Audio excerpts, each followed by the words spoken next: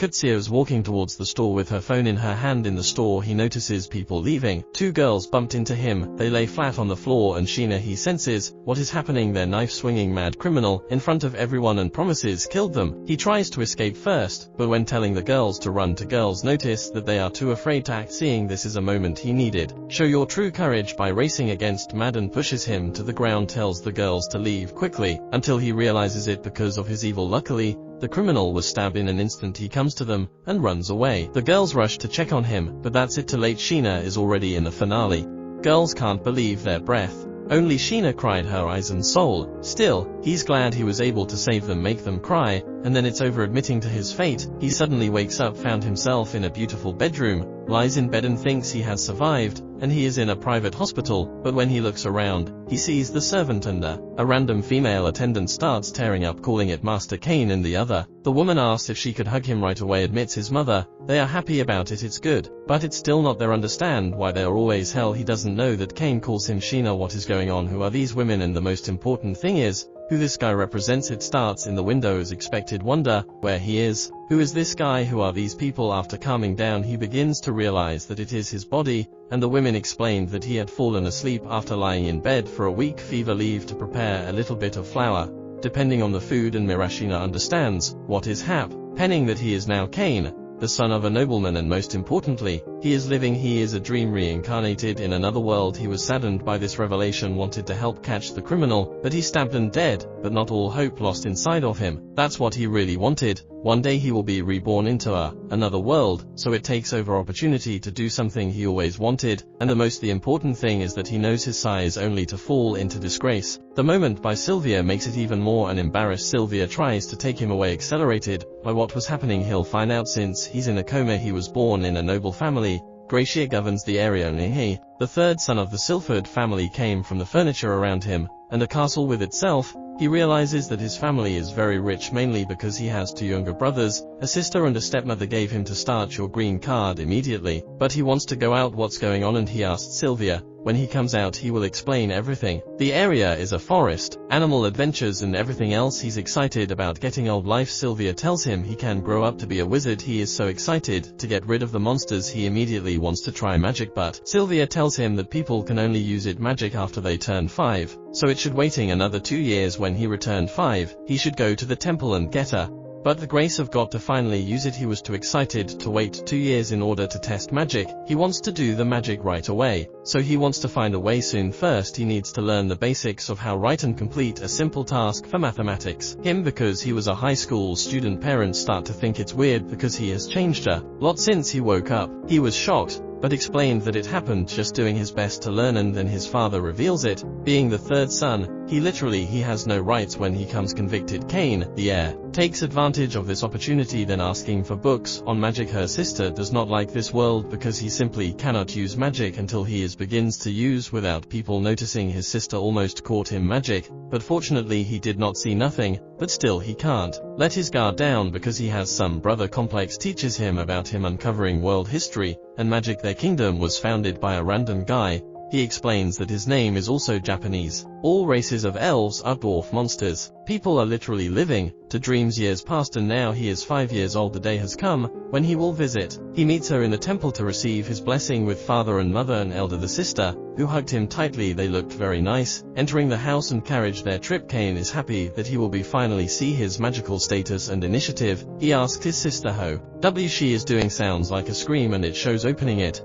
He looks carefully. He will see his profile, and his magic level. Sees the title to be bothered with, and he chokes on almost anything. Is embarrassed, but it leads the other way. Note his to magic levels. Each one's father tells him more about the spell levels they were given. With the blood of God and their range comes 1 to 5. They will arrive soon. The temple includes them and the ceremony beginning with the priestly deities' incantations, and Kane looks forward to revealing her magical status. Suddenly, he heard someone laughing and sees a bright light behind the god. In the next second, the statues will open his eyes, and he realizes that he is inside the world of gods. Is like many other gods, people appear one after another. I'm glad Kane is finally turning 5, for they have since passed forever waited. They called him by his real name, Sheena. They introduce themselves to him and explain how he achieved this. The world is basically a different case Where the mistake was, it was not that the maniac had to die trip while running, and then arrested, but Shayna decided to be a hero and left. For this he died for absolutely nothing, because the gods thought he was a good person young man, and decided to reincarnate him. They wanted to seal off this world memories to avoid the trauma of changed diapers and stuff, but in the end for some reason he woke them. Kane still thanks for giving him a chance. Save the memories, he doesn't have his relatives in the original world, and remembering makes him appreciate himself. Each of the family gets even more from God. They came closer to him and offered their prayers and promised to meet him again. Everyone returns to the temple. Comments about Light, and Light may have been blessed by all the gods. His father received excited to be asked to show his stat us window, but Kane knows something is wrong. The god who created it said there was a small gift for him. Laughs. This doubt makes Kane pretend to be sick, and he will run away, just a place to hide and see his stats. And for his shot he had his stats right, all maxed.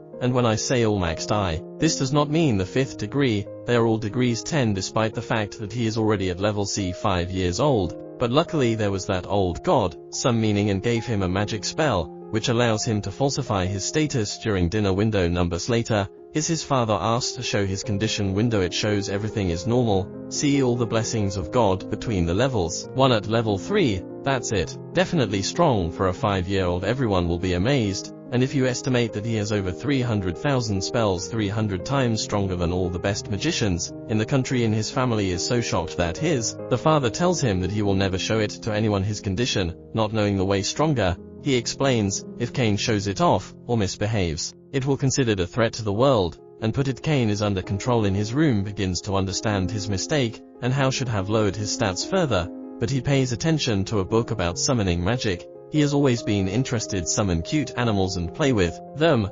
So they decide to call something outside. He begins to wait for the ceremony, calling it fluff, but so what, it comes out of the circle. It's not a thing for some reason. He is a devil. Her sister and cat girl are walking.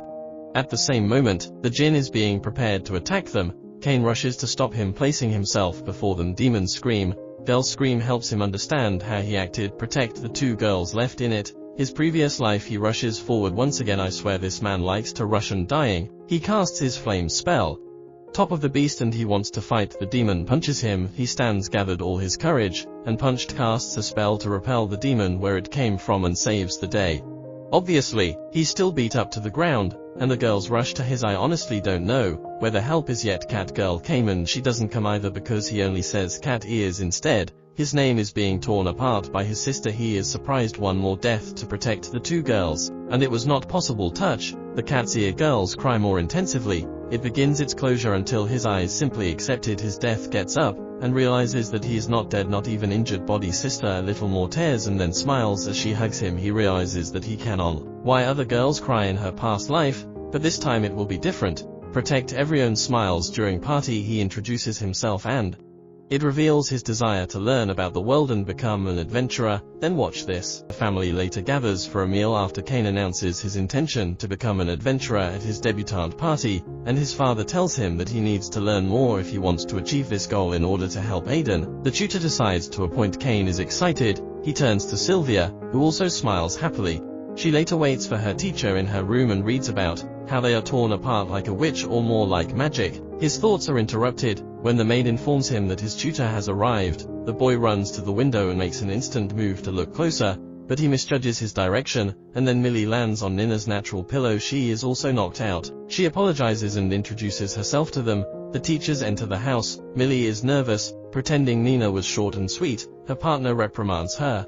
Kane, who is rude to the nobles, notices that she is an elf when he removes Nina's hood and surprises her, and her father calms them down, and confirms that he is their teacher. Explains, addressing him, it calms them down, and calms them down as he breathes. Gum tells them that they will be training his son for 3 years, so they must take good care of him. He hands him over to them to go out to start right away, and the instructors go to the training ground, where they begin their swordsmanship training. Millions of people try a few swings to get a gauge of their level. Kane gets into position and begins to swing a little. Millie is surprised at how delicate his skills are. The ridiculous idea that a child could be better than a teacher upsets Millie, who is sure she won't lose to a 5-year-old, as Kane suggests that Millie, who is above elementary level, stand up and have a mock fight with the youngsters. The guy makes accusations against her. She blocks, but it's hard to believe she's 5. only to confirm that Kane was baptized a few days ago. She continues to bombard him with attacks as Nina makes more comments about her sharp swordsmanship.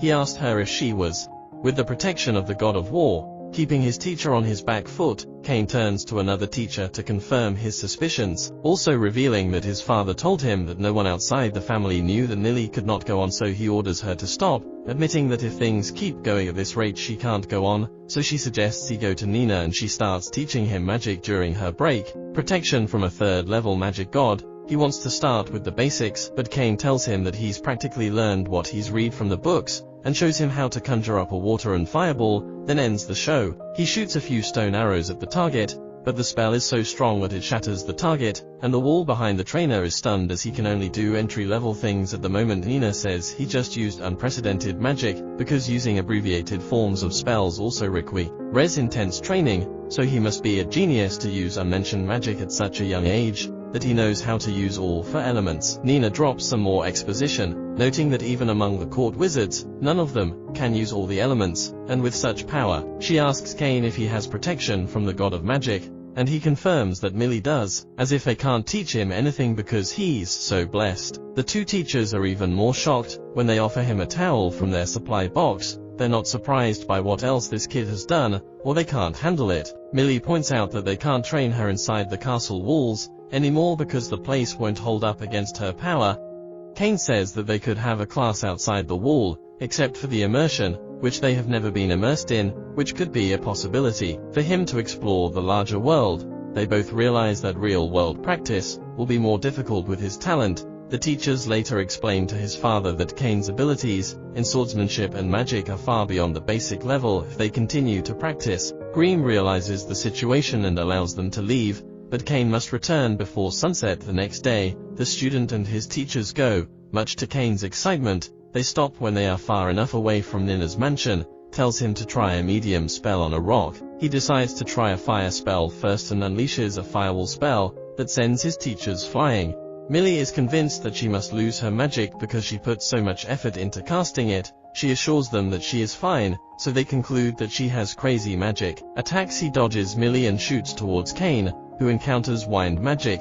They congratulate him on his first score. The boy decides to put it in the object box to show his sister and mother later that he plans to buy a magic bag when he has enough money. They explain that it's a magic item with the same ability as an item box for the unskilled, but the bag is too expensive. He changes the subject. Back at the session, they suggest they do some more hunting, as they have time to kill. Nina uses a search spell to find some enemies. Kane is interested in learning magic, and after a brief explanation of how it works, he gives it a try. Ridian takes first time. Not only can he step forward and tell the number and types of creatures that run forward to fight them, this takes the trio out, but some escape into the forest, so Kane needs speed and wants to keep going in hot pursuit. His teachers stop him and explain that every few decades it's dangerous here, and the beast monsters under their command try to destroy the city, so its walls are so high that it just gives Kane another incentive to be adventurous. It might help if it happens again at night. He checks his stats before bed and is shocked to see he's level 8 after doing so little and blames the gods for making him too weak the next day.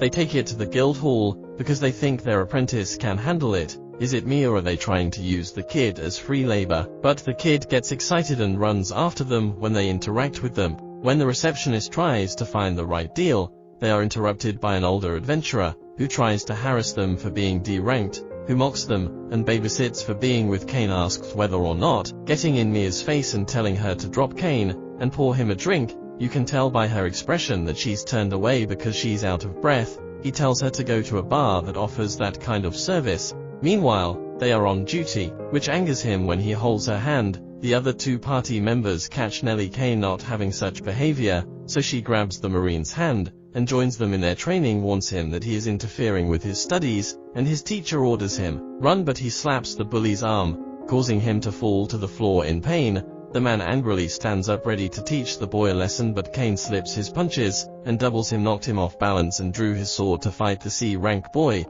It sinks in for a moment. Kane dodges all his blows, demanding an apology from his tutors. Then he comes down with a charge and the boy grabs it with 2 fingers. The guy tries to get the sword back, but he is incapable of drawing a sword. The boy throws him away like a piece of trash. He the other to get scared and grab Millie with a knife. Kane doesn't back down, and kicks them out too. His teachers thank him because the attackers were lying outside passed out. Millie insists she's fine. Also in martial arts, he says that he learned it in books, and after this test, they head to the forest, where he continues to practice every day.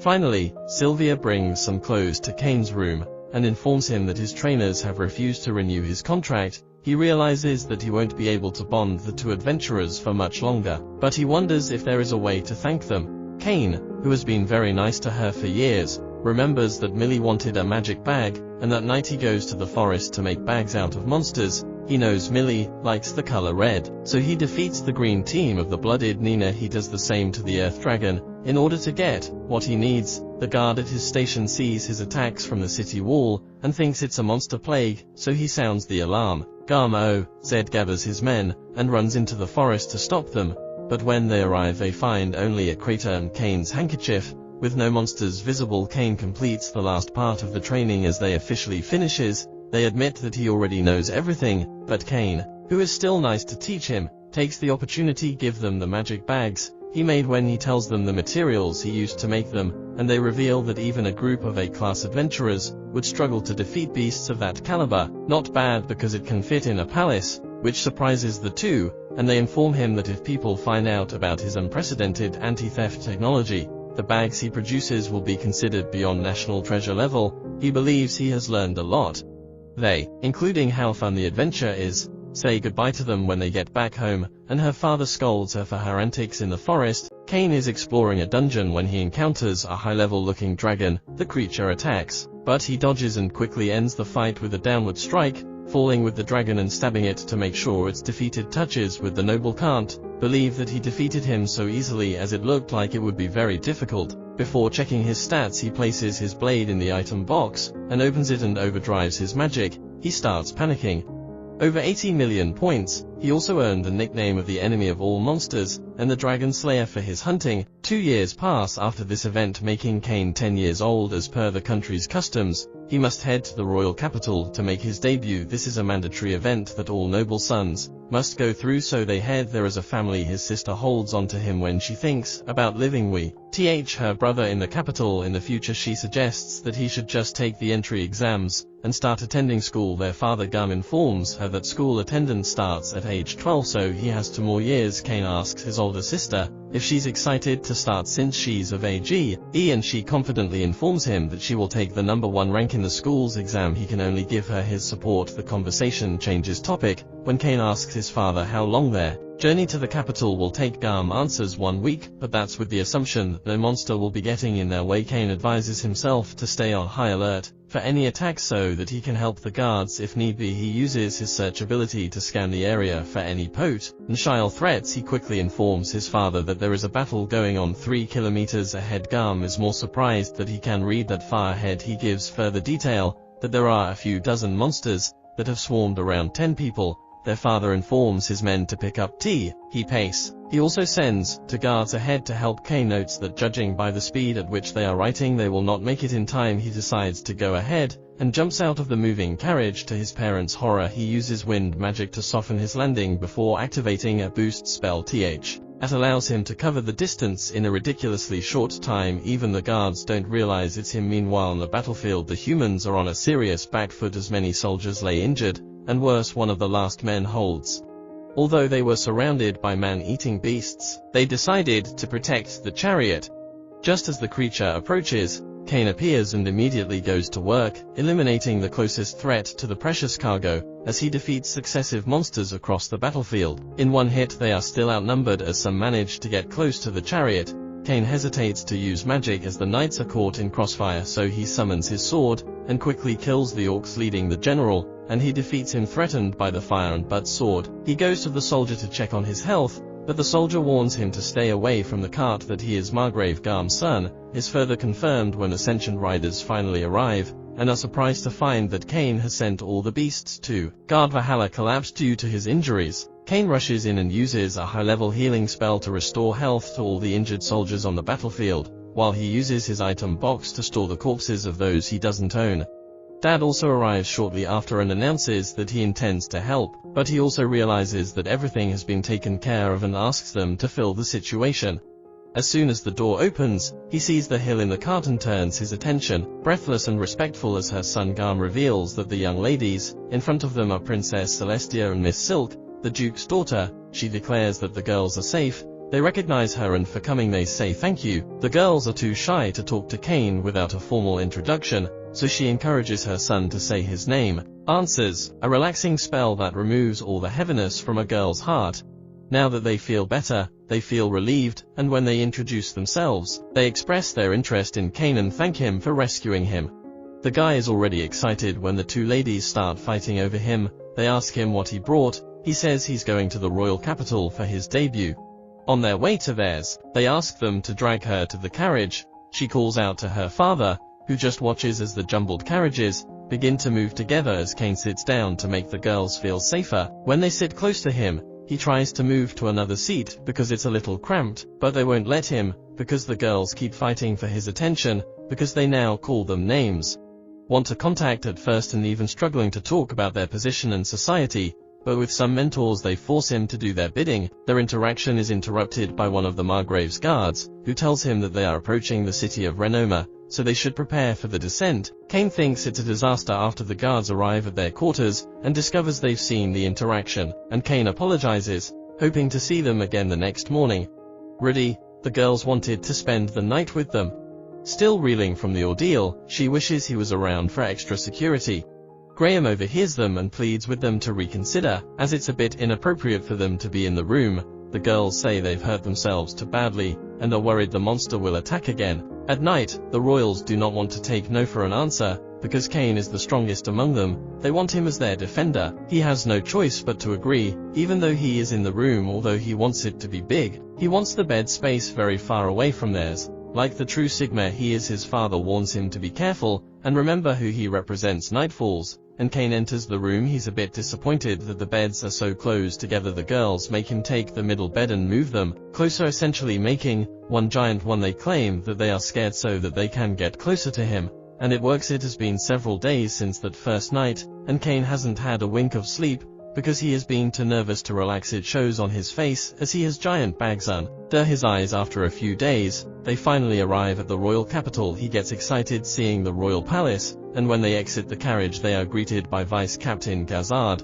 who expresses his deepest gratitude to Kane for saving the girls, and some of his men he has already been in form of his feats and is impressed. Kane uses this as an opportunity to remove the ones that didn't make it from the item box, so that their families can mourn properly. The Vice Captain thanks H, and on behalf of all the families, Kane just wants everyone to know about their bravery in front of 50 orcs.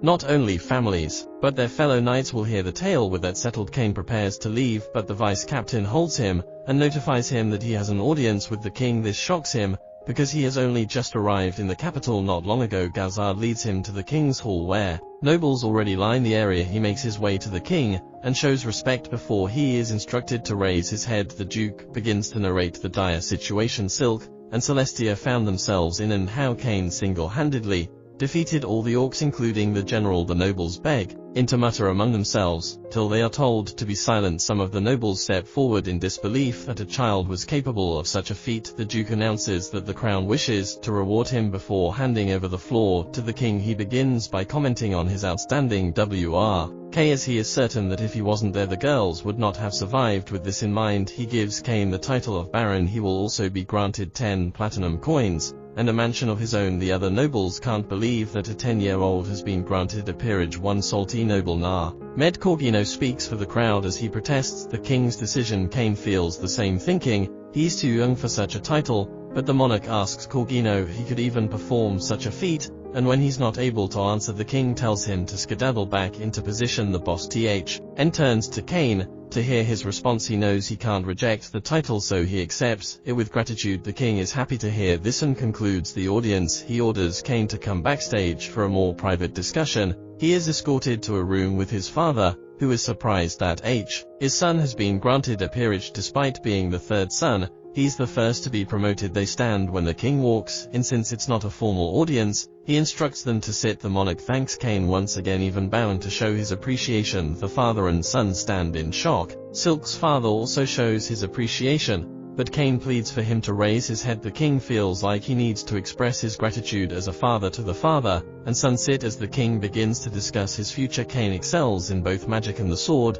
and he has the protections of the gods. He's the equivalent of a nuke in our times. As such, there is no way the kingdom will leave a talent like that to their own devices. That is why he made him a baron. It means he will receive payment according to the official regulations. Since his mansion has to be maintained, the king tells him to talk to his dad if he has any questions about nobility. He also expresses his wish for him to take to Lester's hand in marriage. The duke also wants the same for Silk. This surprises Kane, but it makes the girls happy. The monarch explains that they will be engaged till they reach adulthood and then get married. They try to make him take responsibility since the girls have already expressed interest, but it is revealed that this speech was all part of their game plan. The poor lad looks over to his dad for his opinion, but he just turns his face away, which doesn't help Royal's pressure works because he agrees to marry them. Later on at home, his family is happy about the marriage, but shocked at his antics on the road to the capital, so he apologizes. That brings the episode to an end.